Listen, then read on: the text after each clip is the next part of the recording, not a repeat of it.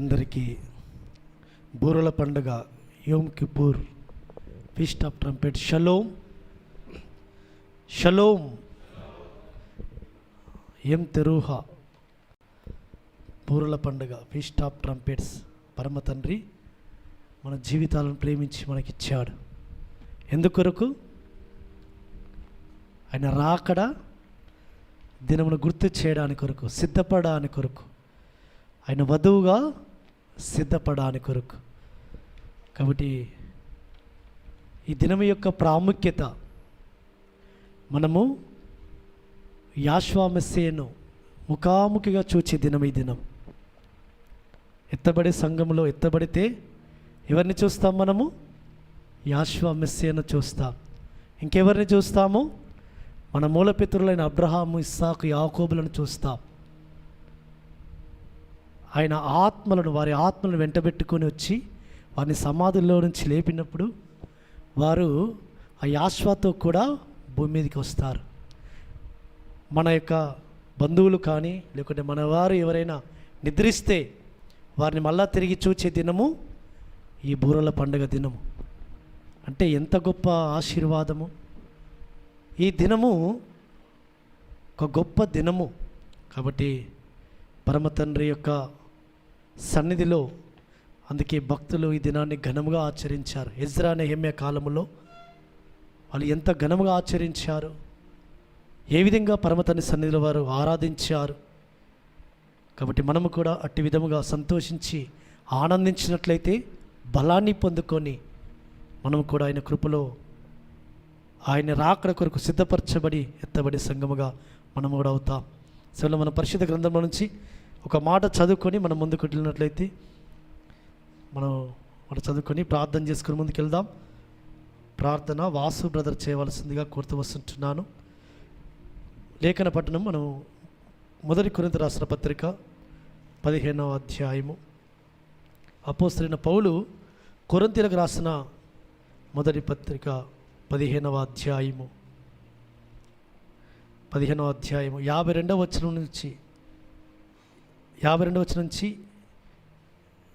53 వరకు చదవాల్సింది కోరుతొస్తుంది. 52, 53 ఇది మైక్ తీసుకోవాల్సిందిగా.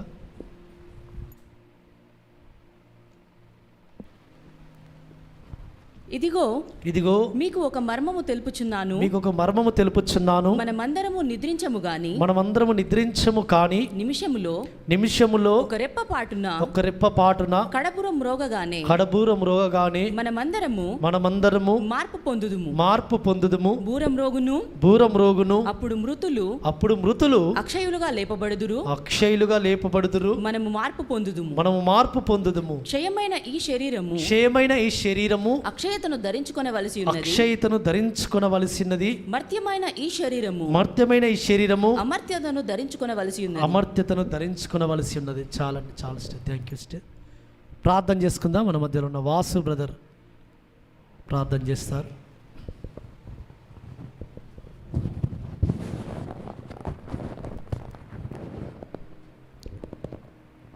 సర్వోన్నతుడా, సర్వాధికారి, సర్వసృష్టికర్త, పరిశుద్ధమైన యెహోవా, మీ ఘనమైన పరిశుద్ధమైన అతి శ్రేష్టమైన ఉన్నతమైన యాషువా మెస్సీయ నామమును బట్టి నా తండ్రి, మీరు ఏర్పాటు చేసిన అయా ప్రతిష్ఠిత దినమైనటువంటి ఈ బూరల పండుగ దినమున మధ్యాహ్న కాల సమయమున మీ పాదాల చెంతకు వచ్చి మీ శరణుజొచ్చి మీ ఆశ్రయము కోరి మీ ముఖదర్శనము చేసుకొని నాయన మీ యొద్ద నుంచి ఆశీర్వాదము, దీవెన, ఆయుష్ను పొందుకొని నాయన మేము జీవించుటకు మీరు చూపిన కృప కనికరాన్ని బట్టి తండ్రి మీకు స్తోత్రము నాయన.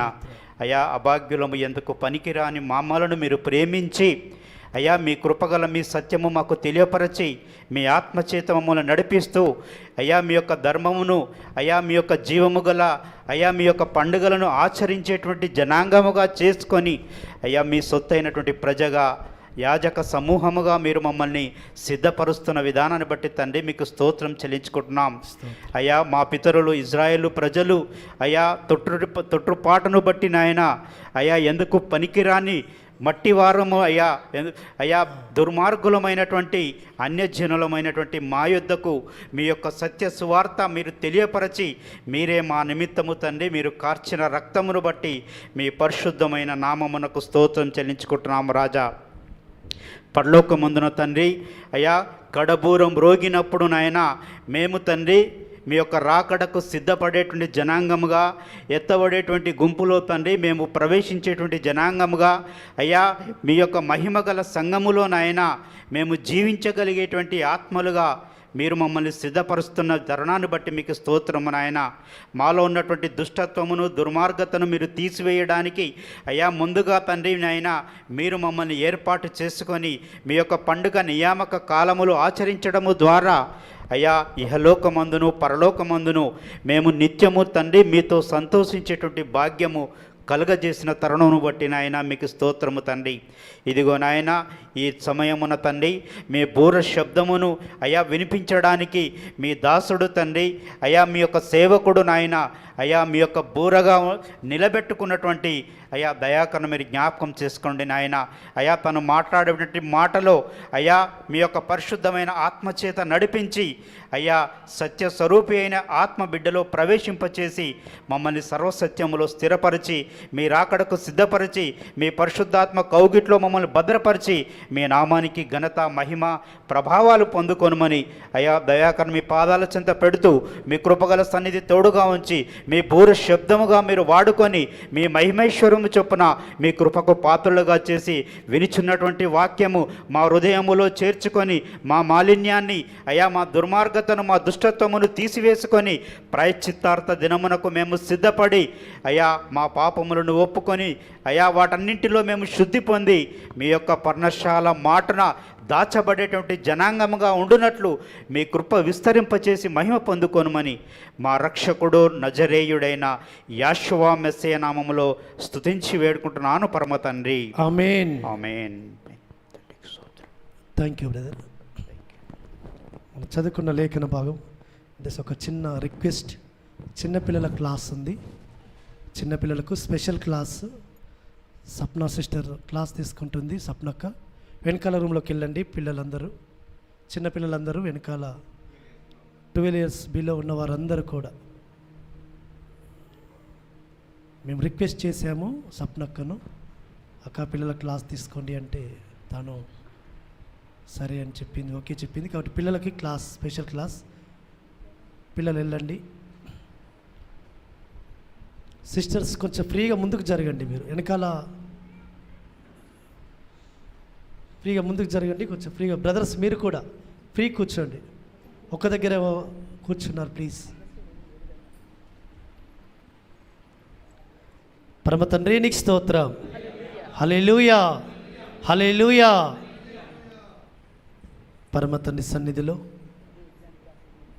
మనం ఆయన యొక్క లేఖనము, ఇంతవరకు చదువుకున్న లేఖనము, కడబూరం రోగగాని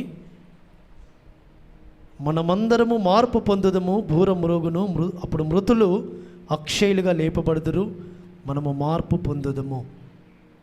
క్షయమైన ఈ శరీరం అక్షయతను ధరించుకునవలసినది, మర్త్యమైన ఈ శరీరం అమర్త్యతను ధరించుకునవలసి ఉన్నది. కాబట్టి కడబూరం రోగగాని మృతులు ఏం చేయబడతారట? అక్షయులుగా లేపబడతారు. సజీవులుగా లెక్కలుగా ఉంటే మనము మార్పు చెందుతాం. కడబూర అనగా చివరి బూర, కడ అనగా చివరి బూర మురుగుతున్నప్పుడు ఒకవేళ ఆయన రాకడ ఆలస్యమై మనము నిద్రిస్తే మనం సమాధిలో నుంచి తిరిగి లేపబడతాం. ఇప్పటివరకు సమాధిలో ఉన్నవారందరూ కూడా అనగా యాశ్వానందు నిద్రించిన వారి గురించి, వారందరూ తిరిగి లేపబడబోతున్నారు. వారు ఆయనను ఎదుర్కోబోతున్నారు. మనమేం చేయబోతున్నాము? ఒకవేళ సజీవులలో ఉంటే మనం మార్పు పొందబోతున్నాం. మన ఈ యొక్క మట్టి శరీరము మహిమగల శరీరముగా మార్చబడబోతుంది.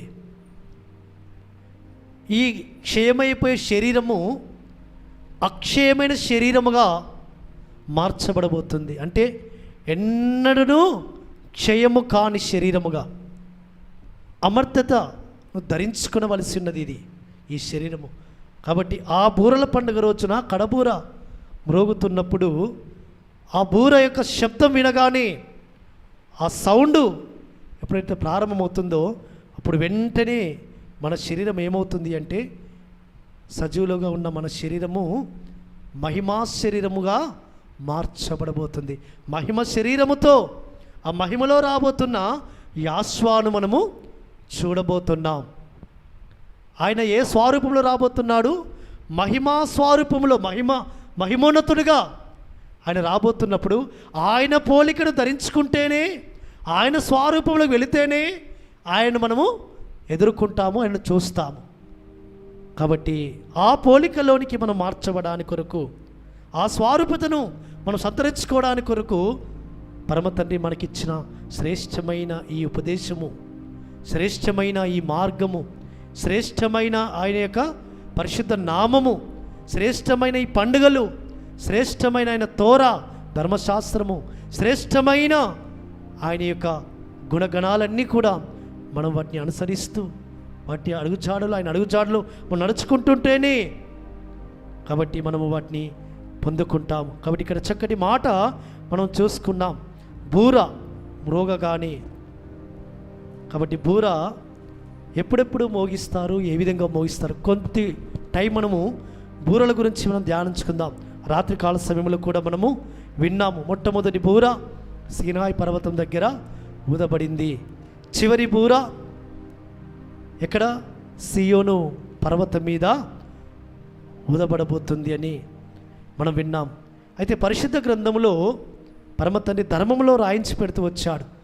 ఏ విధంగా ఎప్పుడు బూర ఊదాలి? సంఖ్యాకాండము 10వ అధ్యాయము ఒక్కసారి మనం వెళదాం. సంఖ్యాకాండము 10వ అధ్యాయము 10వ అధ్యాయము మొదటి 2 వచనాలు.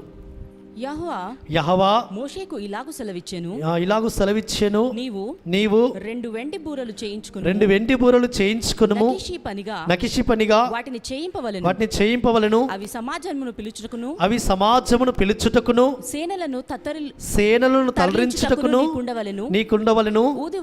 ఊదువారు వాటిని ఊదినప్పుడు సమాజము ప్రత్యక్షపు గుడారము యొక్క ద్వారమునెదుట నీ యొద్దకు కూడి రావలెను. చాలండి. 10వ వచనం కూడా చదువుకుందాం.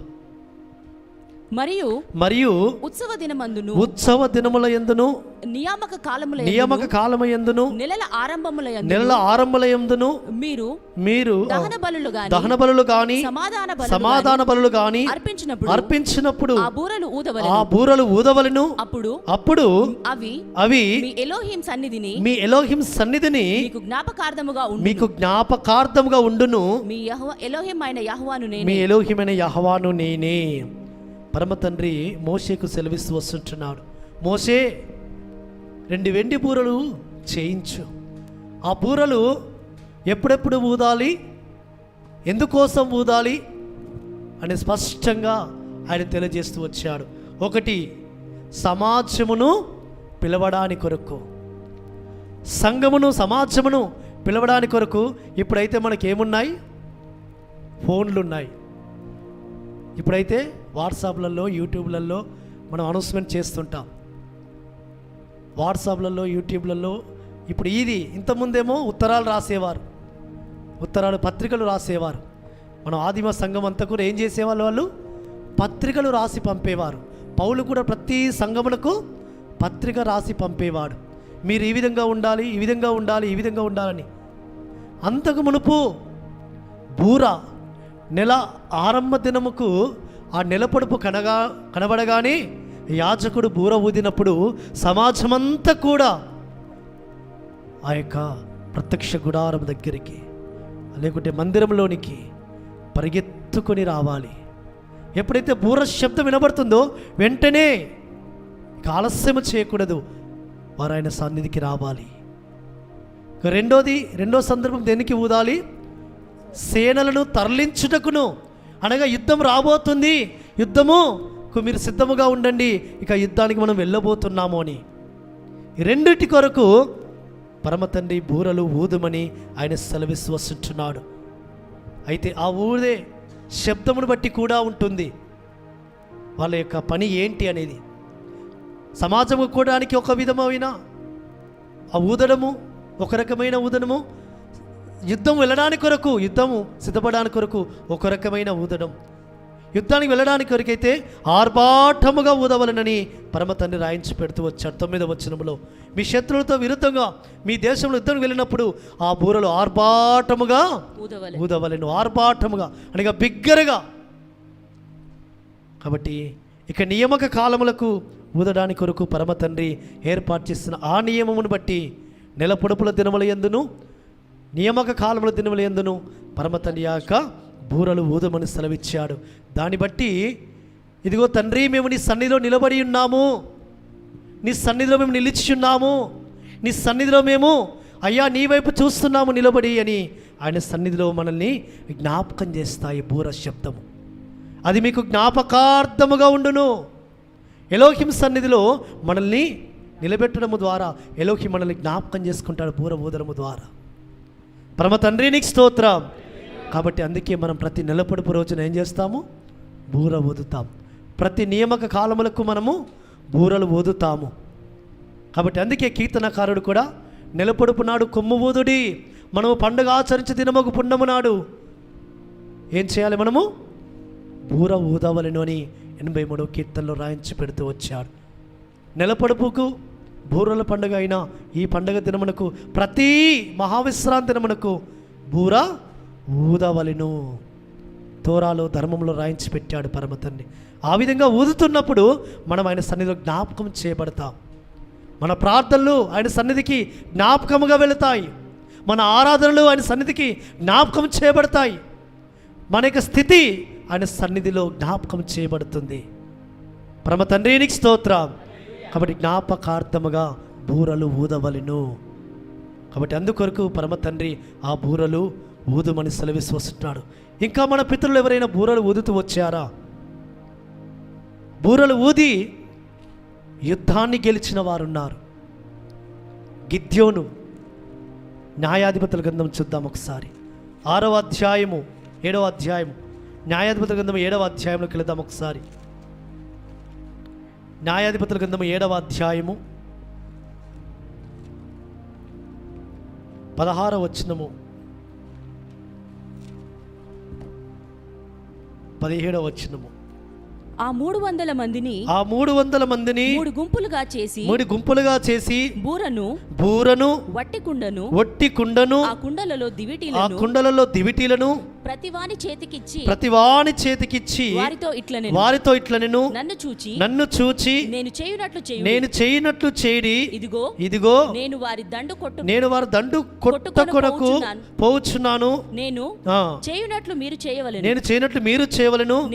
నేనును నాతో కూడా ఉన్న వారందరూ బూరలను ఊదినప్పుడు మీరును దండుపాలెం అంతటి చుట్టూ బూరలు ఊదుచు యెహోవాకును గిద్యోనుకును విజయము అని కేకలు వేయవలనని చెప్పెను. గిద్యోను ఇజ్రాయెల్ ప్రజలకు తెలియజేస్తూ వస్తున్నాడు. మిద్యానీయుల మీదకి యుద్ధం వెళ్ళడానికి పరమ తండ్రి వారికి సూచించిన మార్గము. ఒక అతను కలకని ఆ కల భావన ఇంకొకటికి తెలియజేస్తున్నప్పుడు గిద్యోను అది విన్నాడు. అది విని ఇది పరమ తండ్రి ఈ విధంగా మనల్ని యుద్ధానికి వెళ్ళమంటున్నాడని అక్కడున్న 300 మందికి ఆయన తెలియజేసి వస్తుంటున్నాడు. బూరలు ఒక చేతిలో ఏంటి? దిస్ ఆన్సర్ ఇవ్వాలి మీరు ప్లీజ్. ఏంటిది? ఇంకో చేతులు ఏమున్నాయి? కుండలు, ఒట్టి కుండలు. పరమ తండ్రికి స్తోత్రం. మిద్యానీయుల మీదకి యుద్ధానికి వెళుతున్నప్పుడు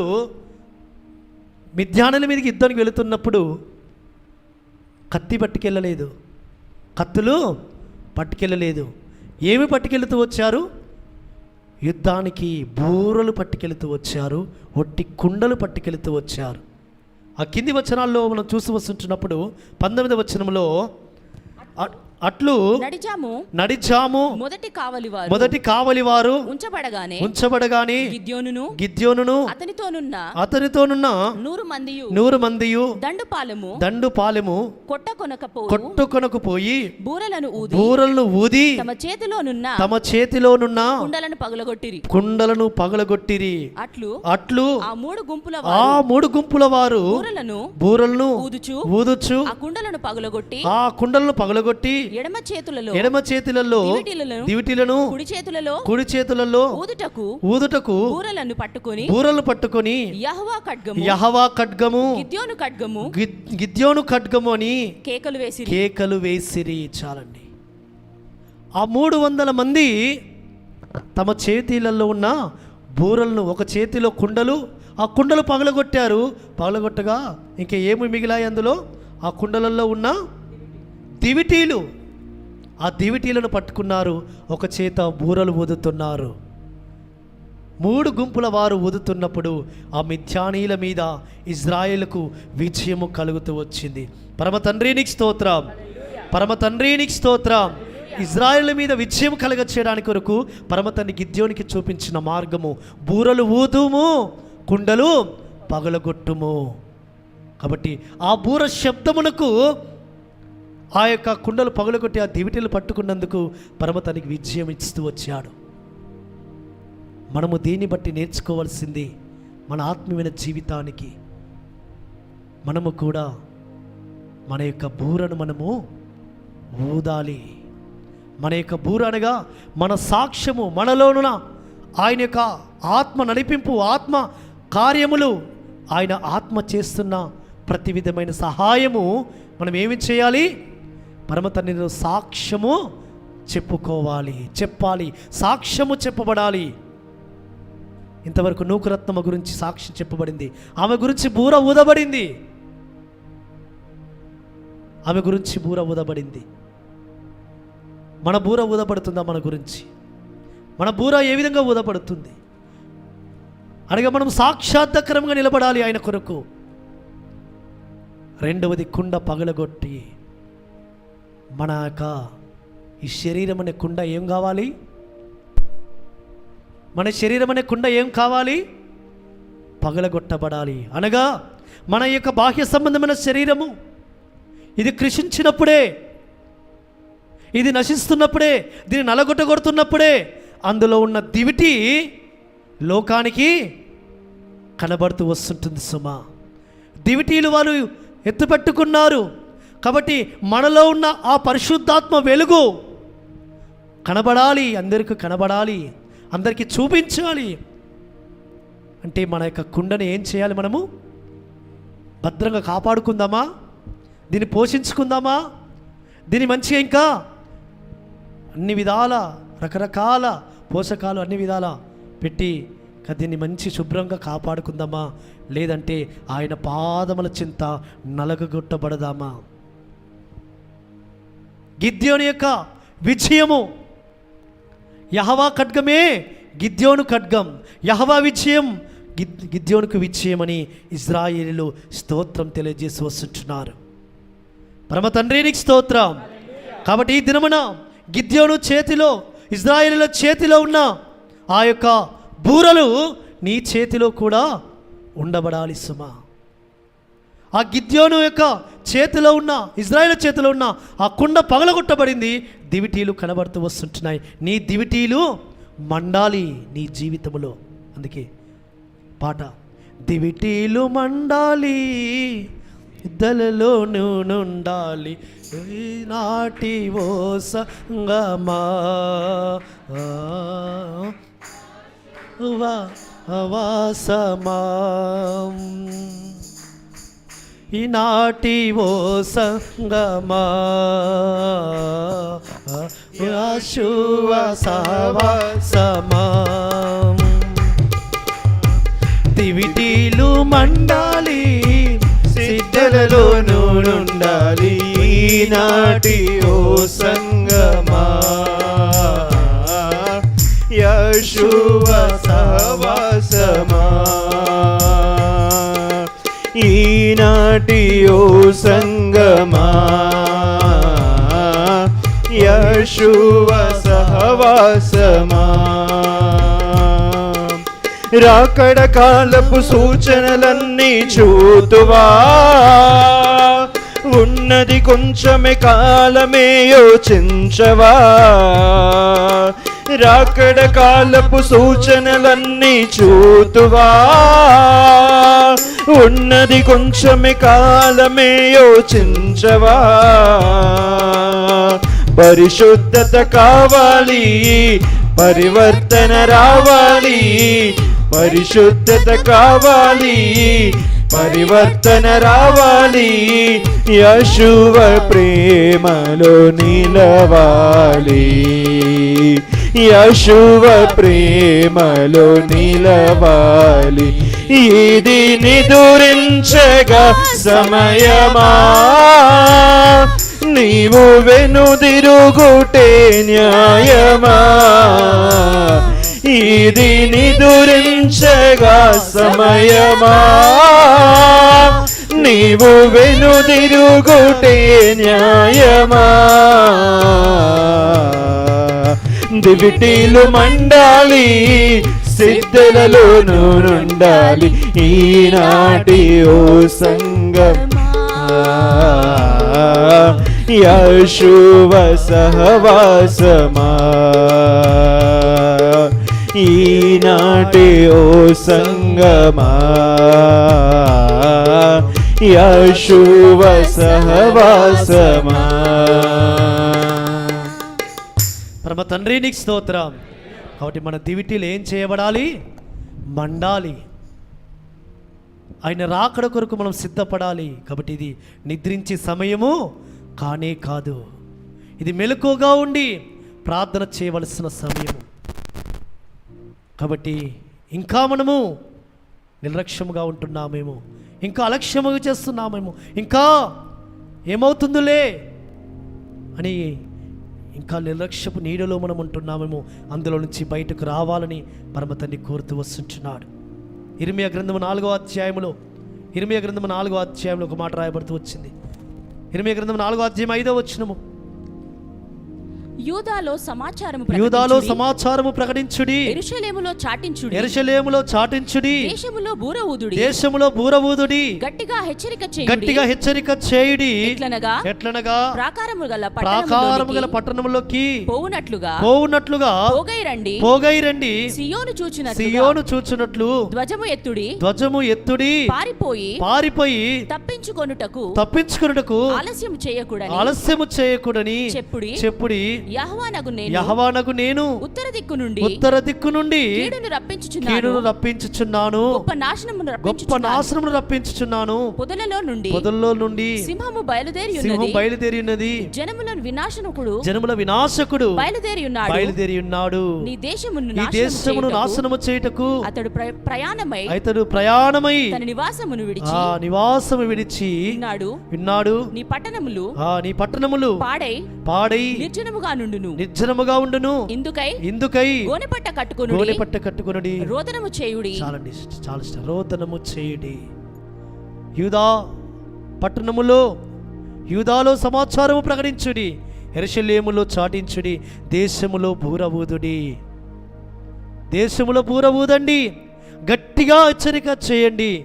పోగై రండి. ప్రాకారముల పట్టణంలోకి ఏ విధంగా మీరు వెళుతుంటారో ఆ విధంగా పోగై రండి. దేని కొరకు పోగై రావాలి? ఆయన సన్నిధిలో మనము ప్రార్థించడానికి, మనము ఆయన యొక్క రాకడ కొరకు సిద్ధపడినట్లుగా మనం ఆయన వధువుగా సిద్ధపడడానికి కొరకు, ఏ ముడత డావు కలకలేని పెళ్లి కుమార్తెగా సిద్ధపడడానికి కొరకు పరమ తండ్రి మనల్ని ఆయన యొక్క సన్నిధికి రమ్మంటున్నాడు. మన వినాశకుడు పొదల్లో నుంచి బయలుదేరి ఉన్నాడు. పొదల్లో నుంచి సింహం బయలుదేరుచున్నది, కొదమ సింహముగా. ఎవరి మింగుతున్నా అని తిరుగుతూ వస్తుంటుంది. కాబట్టి ఏర్పరచబడిన వారిని సైతము, ఏర్పరచబడిన వారు అనగా పిలువబడిన వారు ఉంటారు, ఏర్పరచబడిన వారు ఉంటారు. పిలువబడిన వారు అనేకులు, కానీ ఏర్పరచబడేవారు కొందరే. ఏర్పరచబడ్డ వారిని సైతము మోసపుచ్చుటకే అపవాది గర్జించు సింహం వలె ఎవరి మింగుదునా అని తిరుగుతుంది. అని పేతురు కూడా హెచ్చరిక చేస్తున్నాడు సుమా. కాబట్టి మన యొక్క స్థితి ఇప్పుడు ఏ విధంగా నిర్లక్ష్యముగా ఉండకుండా, ఏమాత్రం కూడా నిద్రమత్తుతో ఉండకుండా, ఆత్మీయమైన స్థితిలో ఆరిపోయిన స్థితిలో ఉండకుండా మెలకువ కలిగి ఆత్మలో తీవ్రత కలిగిన వారమై ఎలోహింని సేవిస్తూ ఎలోహిం సన్నిధిలో ప్రార్థనలు యాచనలు మనము చేయవలసిన దినము. ఆయన రాకడ సమీపముగా ఉంది. ఇక సమయం లేదు. సమయాన్ని సద్వినియోగపరుచుకుంటూ ఉండాలి. మన ఆత్మను వెలిగిస్తూ ఉండాలి. మన ఆత్మ దీపాలను వెలిగిస్తూ ఉండాలి. మనం ఇంకా నిద్రమత్తుగా, ఇంకా మనము ఆ నిర్లక్ష్యముగా ఉంటే మన స్థితి ఏ విధంగా ఉంటుందంటే చాలా దౌర్భాగ్యమైన స్థితి. ఆ విడవబడమైన స్థితి చాలా దౌర్భాగ్యమైన స్థితి. కాబట్టి అందుకే పరమ తండ్రి నువ్వు విడబడకూడదని, ఎత్తబడే సంఘంలోనే ఉండాలని, ఆయన రాకడలో నువ్వు ఎత్తబడి ఆయనను ఎదుర్కోవాలని పరమ తండ్రి ఈ దినమున నీకు హెచ్చరిక చేసి వస్తుంటున్నాడు. ఏమని హెచ్చరిక చేస్తున్నాడు? ఏ విధంగా హెచ్చరిక చేస్తున్నాడు? యోవేలు గ్రంథము 2వ అధ్యాయము, యోవేలు గ్రంథము 2వ అధ్యాయములో, యోవేలు గ్రంథము 2వ అధ్యాయము, సరే మనం చదువుకుందాం. 2వ అధ్యాయం మొదటి వచనము. సియోను కొండ మీద సియోను కొండ మీద బాకావుదుడి, నా పరిశుద్ధ పర్వతము మీద, నా పరిశుద్ధ పర్వతం మీద హెచ్చరిక నాదము చేయుడి, హెచ్చరిక నాదము చేయుడి. యెహోవా దినము యెహోవా దినం వచ్చుచున్నదనియు, అది సమీపమాయననియు, ఆయనకు సమీపమైనదనియు, అది సమీపమైననియు, సమీపమాయననియు దేశ నివాసులందరూ వణుకుదురుగాక.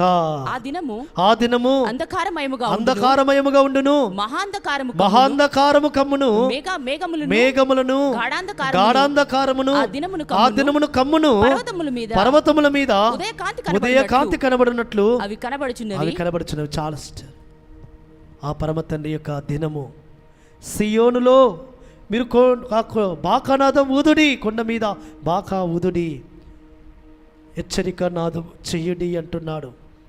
ఏమని? యెహోవా దినం వచ్చుచున్నది, అది సమీపముగా ఉన్నదని హెచ్చరిక చేయండి.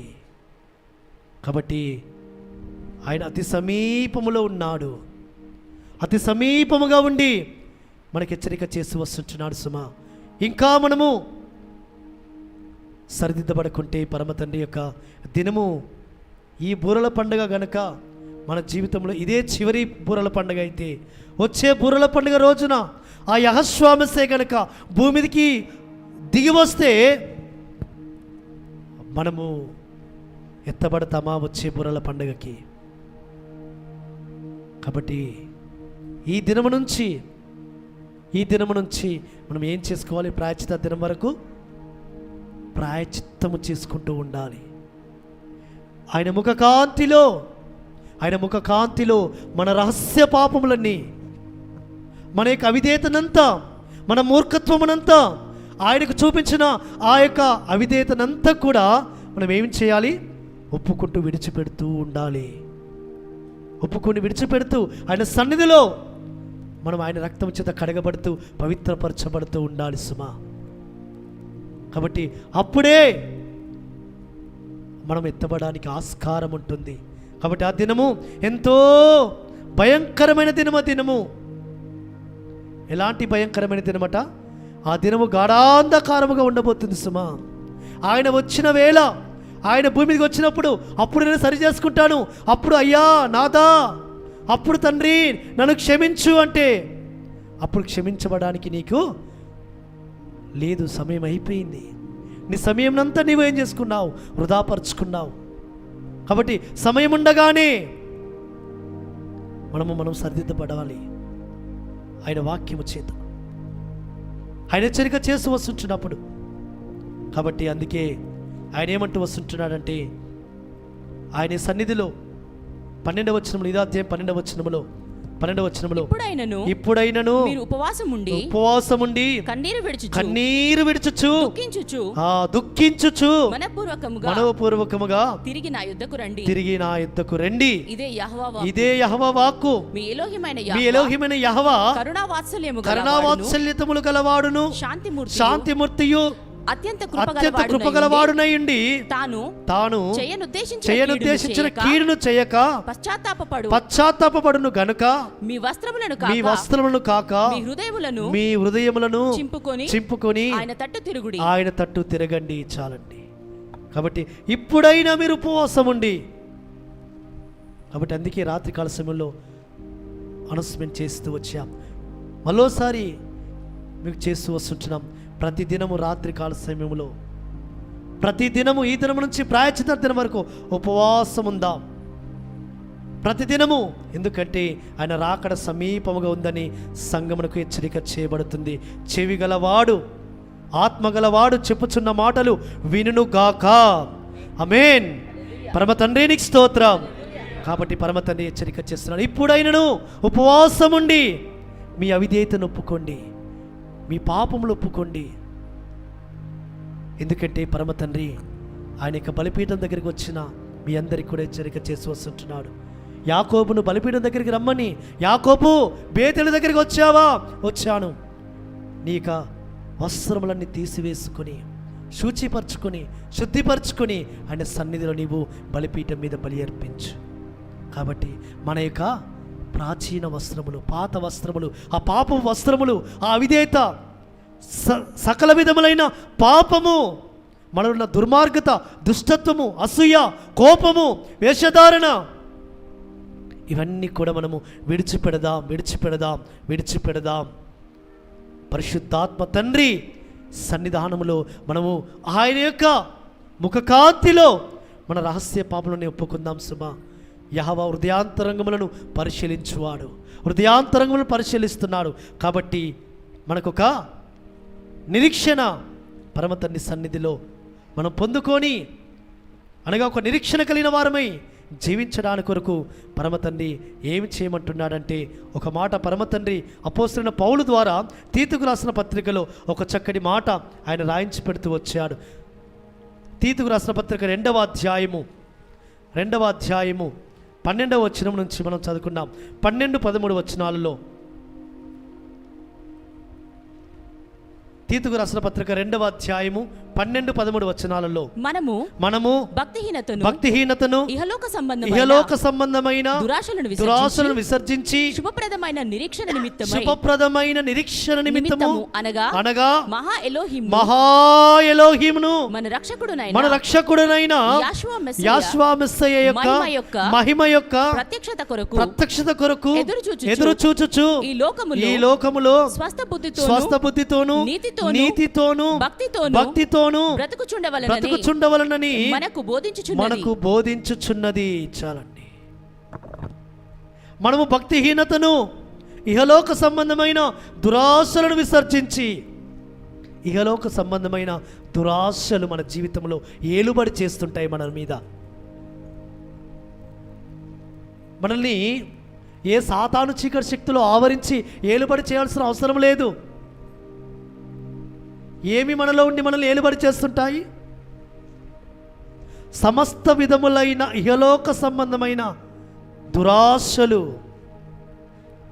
ఆశ ఉండడము మంచిదే, ఆశపడము మంచిదే, కానీ ఆ ఆశ హద్దు దాటి దాన్ని అత్యాశ అంటారు, దాన్ని దురాశ అంటారు. కాబట్టి ఇక్కడ పరమ తండ్రి పౌలు ద్వారా రాయించి పెడుతూ వచ్చాడు తీతుకు రాసిన పత్రికలో, దురాశలను, ఇహలోక సంబంధమైన దురాశలను విసర్జించాలి.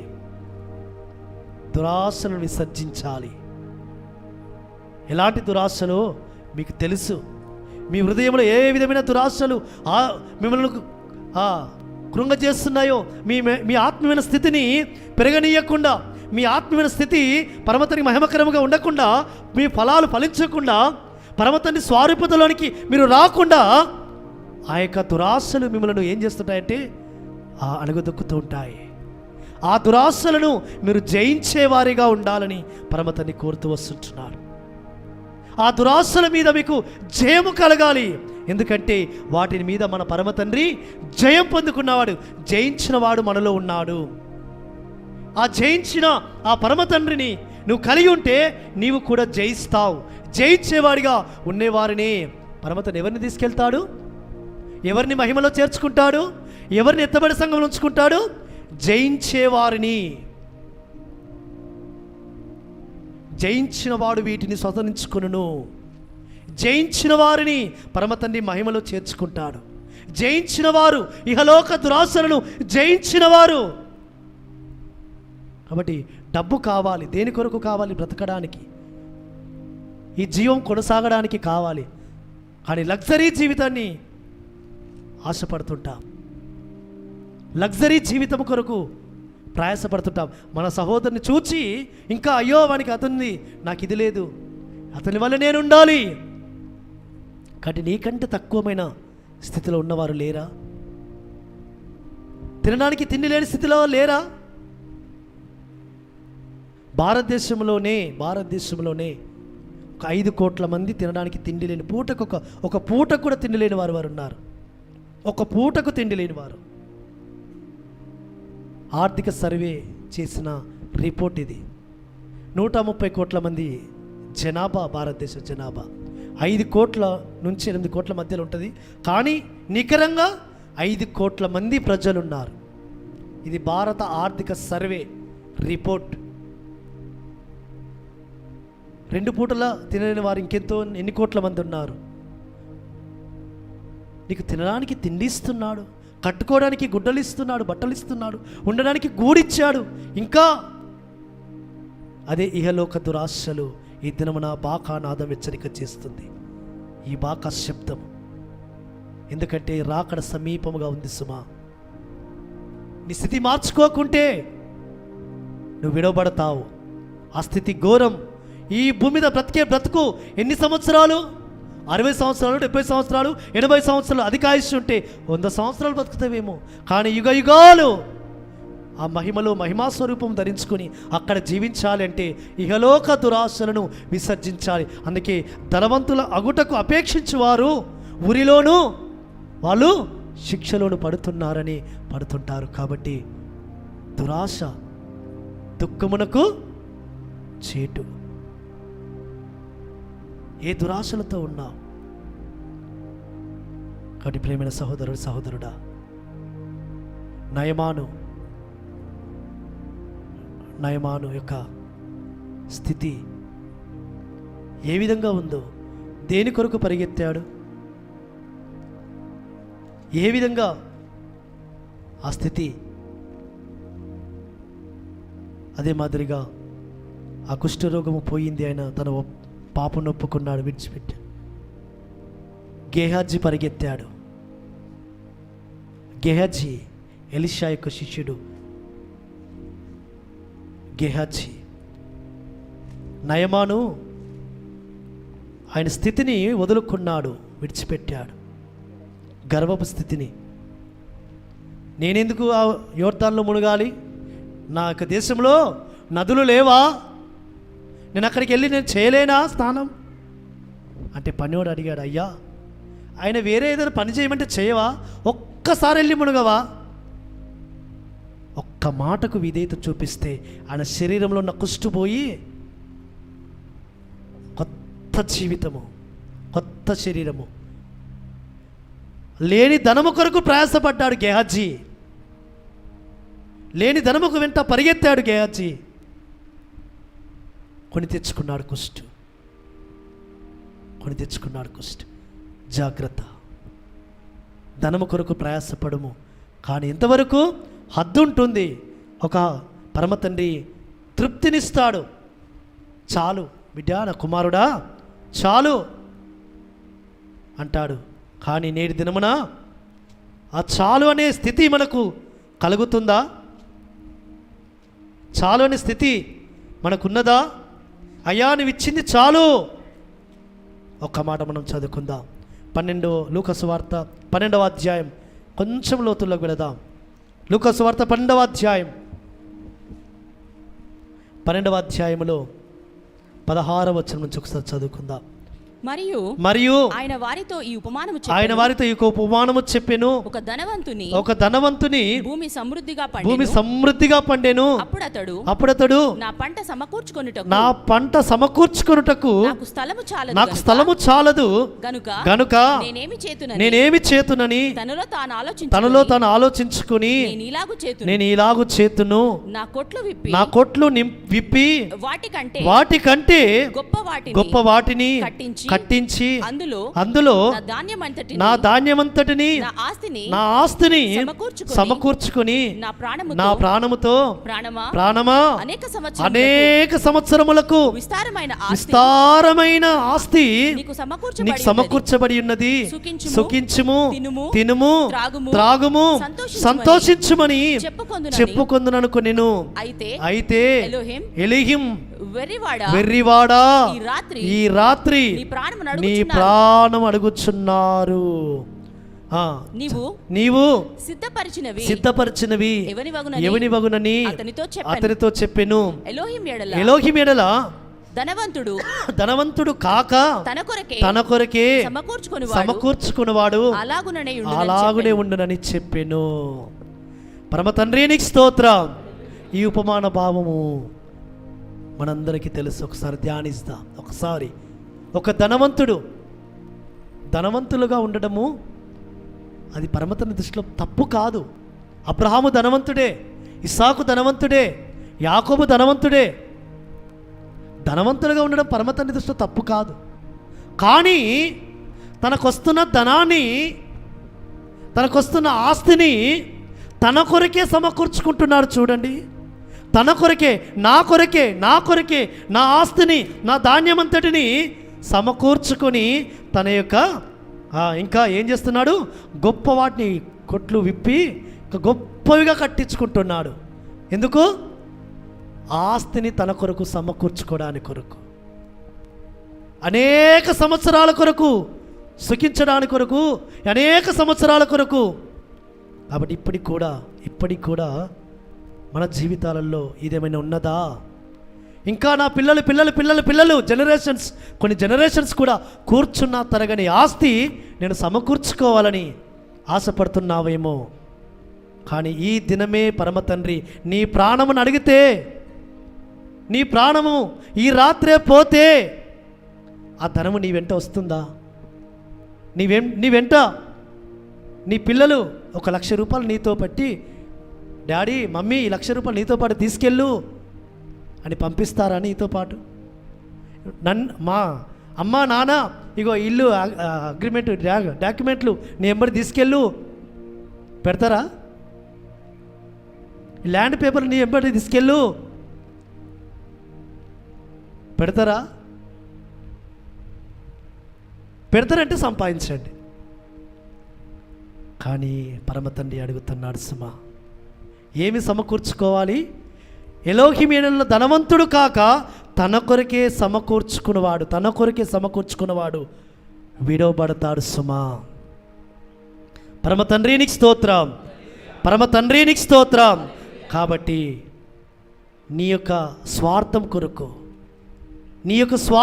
నువ్వు ఆలోచించుకొని, నీ గురించే నీవే ఆలోచించుకొని, నా పిల్లలు ఏమవుతారు రేపు, వాళ్ళకి మంచిగా ఆస్తి సమకూర్చుకోవాలి కదా, వాళ్ళకి సంపాదించుకోవాలి కదా అని బీదలకు ఇవ్వకుండా, విధవరాళ్ళకి ఇవ్వకుండా, అనాథలకు ఇవ్వకుండా చాలామంది ఉన్నారు సుమా. మేము చూస్తున్నాం, మాకు తెలుసు. కానీ మాకంటే ఎక్కువగా పరమతనికి తెలుసు ఎవరి చేతులు విప్పుతున్నారు, ఎవరి చేతులు బిగబడుతున్నారు. మాకంటే ఒక 1% కూడా తెలుసో తెలియదో మాకు తెలిసిన ఈ మందిరానికి వచ్చే వాళ్ళల్లో పరమతండ్రికి అయితే తెలుసు కదా ఎవరి చేతులు విప్పుతున్నారు, ఎవరు గుప్పిలు విప్పుతున్నారు, ఎవరు పరమతండ్రి దగ్గర ధనం సంపాదించుకోవడానికి ఆ సత్క్రియలు చేస్తున్నారు. అది జాగ్రత్తగా ఆలోచించుకోండి సుమా. కాబట్టి పరమతండ్రి సన్నిధిలో ఆ విధంగా మీ ఇహలోక దురాశలను విసర్జించి దేని కొరకట రండి ఎక్కడికి వెళదాం, తీతుకు రాసిన పత్రికలకు వెళదాం. అల్లొకసారి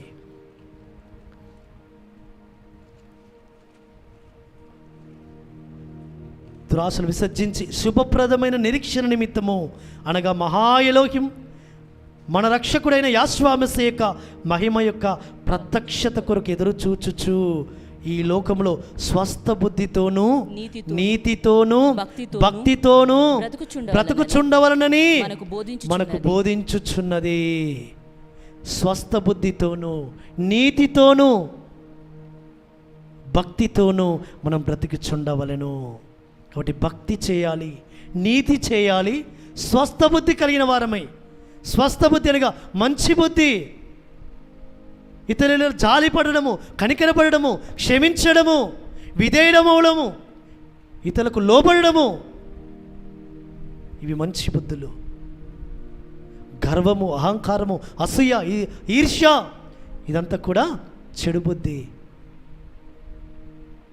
కాబట్టి ఈ యొక్క బుద్ధులు మానుకొని, ఈ బుద్ధులు మానుకొని ఆయన రాకడ కొరకు ఎదురు చూస్తూ, యాషువ మెస్సియా యొక్క మహిమ కొరకు ఎదురు చూస్తూ మనం ఏం చేయబడాలి? ఆయన రాకడలో ఎత్తబడాలి సుమా. అట్టి శుభప్రదమైన నిరీక్షణ జీవితము జీవించడానికి కొరకు పరమ తండ్రి ఈ ఉపదేశంను ఉపదేశింపజేస్తూ వస్తుంటున్నాడు. కాబట్టి ప్రేమైన సహోదరి సహోదరుడా, ఏ విధంగా నీ యొక్క శరీరము అక్షయతను ధరించుకోవాలంటే అంత ఈజీగా అయ్యే పని కాదు సుమా. శరీర ఆశలను విసర్జించాలి, దురాశలను విసర్జించాలి, శరీరం మీద విజయం కలగాలి, శరీరాన్ని జయించాలి. అపవాది ఎక్కడి నుంచో రాదు, మన శరీరాశల నుంచి, మన శరీరంలో పడుతున్న శరీరాశల నుంచి. శరీరాశ, నేత్రాశ, జీవపుడంబము, ఈ మూడు కూడా ఎలోహిం చిత్తమును జరిగించనీయవు సుమా. ఎలోహింకు లోబడనీయవు సుమా. ఎలోహిం యొక్క వాక్యానికి లోబడనీయవు సుమా. వీటిని జయించే వారముగా ఉంటేనే, ఎలోహిం చిత్తము జరిగించిన వారముగా ఉంటేనే, ఎలోహింకు లోబడిన వారముగా ఉంటేనే, స్వస్థ బుద్ధి కలిగిన వారముగా భక్తితో నీతితో మనం బ్రతుకుతున్నప్పుడే పరమ తండ్రి మనల్ని ఆయన యొక్క మహిమలో చేర్చుకుంటాడు. పరమ తండ్రి నీకు స్తోత్రం. అప్పుడే ఈ క్షయమైన శరీరము అక్షయతను ధరించుకుంటుంది, ఈ మర్తమైన శరీరము అమర్తతను ధరించుకుంటుంది. ఈ ప్రకృతి సంబంధమైన శరీరము ఆత్మ సంబంధమైన శరీరముగా మార్చబడుతుంది. ఈ మట్టి శరీరము, ఈ బలహీనమైన శరీరము బలమైన శరీరముగా మార్చబడుతుంది. కాబట్టి అందుకే గోధుమ గింజ భూమిలో పడి చావకుండానేలా అది ఫలించదు. కాబట్టి ఈ గోధుమ గింజ, ఈ మట్టి శరీరము ఎక్కడ పడాలి? మట్టిలో పడాలి. మట్టిలో పడి మళ్ళా మొలకెత్తి జీవము పొంది అనేకులకు జీవం ఇవ్వాలి. అనేకులకి జీవవాక్యమును మన ద్వారా ప్రకటింపబడాలి. అనేకులకు నీతి సువార్త మన ద్వారా తెలియపరచబడాలి. ఆయన నీతి రాజ్య సంస్థాపన కొరకు మనం నిలబడాలి, ప్రయాసపడాలి.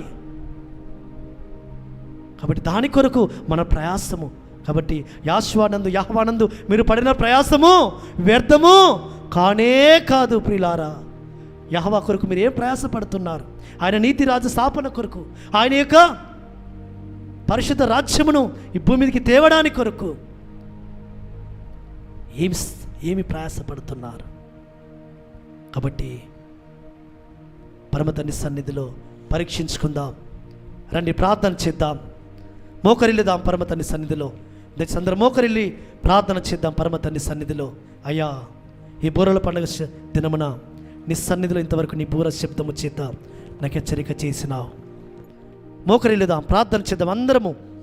ప్లీజ్ ఎవరు నిర్లక్ష్యముగా ఉండకుండా ఈ దినము, ఈ రాత్రి పరమ తండ్రి ప్రాణమును అడిగితే, ఈ రాత్రే నీకు చివరి దినమైతే, ఈ దినమే నీకు చివరి దినమైతే, రేపటి దినము నీది కాదు. కాబట్టి పరమ తండ్రి సన్నిధిలో ఇంకా నా ప్రాణముతో, నా ప్రాణమా సుఖించుము, అనేక సంవత్సరము సమకూర్చుకోబడి ఉన్నదని, కానీ ప్రాణంతో సుఖించడానికి కొరకు, సుఖపడడానికి కొరకు నీవు ఇంకా నీ ప్రాణంతో అంటున్నావేమో.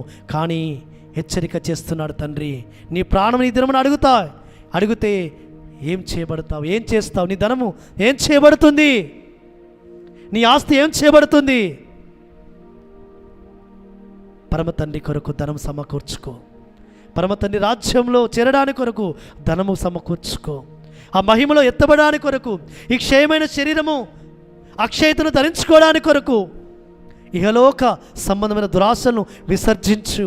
ఇంకా నీలో ఏ దురాశలు ఉన్నాయో, ఏవి నిన్ను ఇంకా ఏలుబడి చేస్తున్నాయో పరమతన్ని సన్నిధికి రానియకుండా, పరమతన్ని వాక్యం విననీయకుండా, పరమతన్ని ఆజ్ఞలకు లోబడనీయకుండా, పరమతన్ని సన్నిధిలో ఆయనకు మనము ఇవ్వవలసిన ఘనత ఇవ్వనీయకుండా ఏది అడ్డుపడుతుందో వాటిని తొలగించుకో. వాటి మీద జయము పొందడానికి కొరకు ఆయన ఆత్మ సహాయం కోరుకో, ఆయన ఆత్మ నడిపింపుడు కోరుకో. ఆ మహాదినము, ఆ భయంకరమైన దినము, కడపూర శబ్దము వినబడక మునిపే పెళ్లి కుమార్తెగా సిద్ధపడడానికి కొరకు, ఏ ముడత డాగు కలంకం లేని పెళ్లి కుమార్తెగా సిద్ధపరచుకోవడానికి కొరకు పరమతండ్రికి ఇస్తున్న చివరి అవకాశమేమో. వచ్చే బూరల పండుగ నీది కాదు సుమా, వచ్చే దినము నీది కాదు సుమా. ఈ దినమే నీ దినము, ఈ క్షణమే నీ దినము.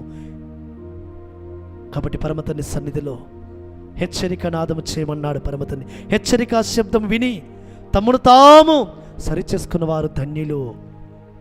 శృంగధ్వని నెరుగు ప్రజలు ధన్యులు. వారు యెహోవా ముఖ కాంతిలో చూచి నడుచుకొనుచున్నారు. ఆయన ముఖ కాంతిలో మన రహస్య పాపములను ఒప్పుకుందాం. ఎక్కడెక్కడ అవిధేయులముగా ఉన్నాము, ఎక్కడెక్కడ ఇంకా మనము ఈ లోక దురాశ సంబంధమైన ఆ దురాశలను అనుసరించి నడుచుకుని వెళుతున్నాము.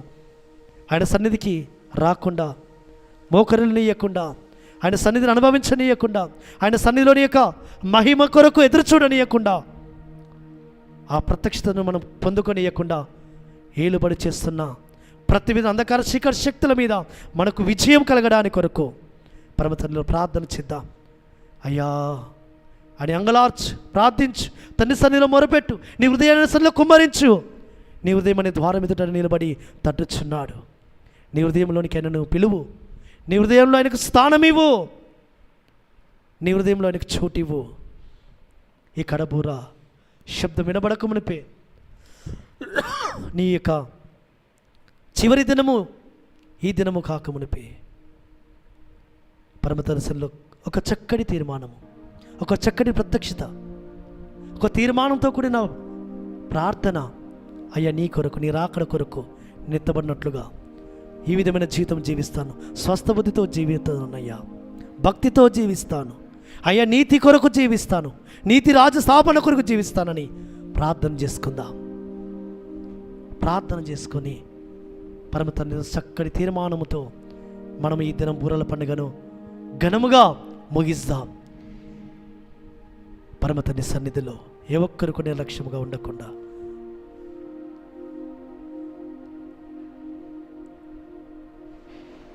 సర్వోన్నత జీవాధిపతి నీకు స్తోత్రములు.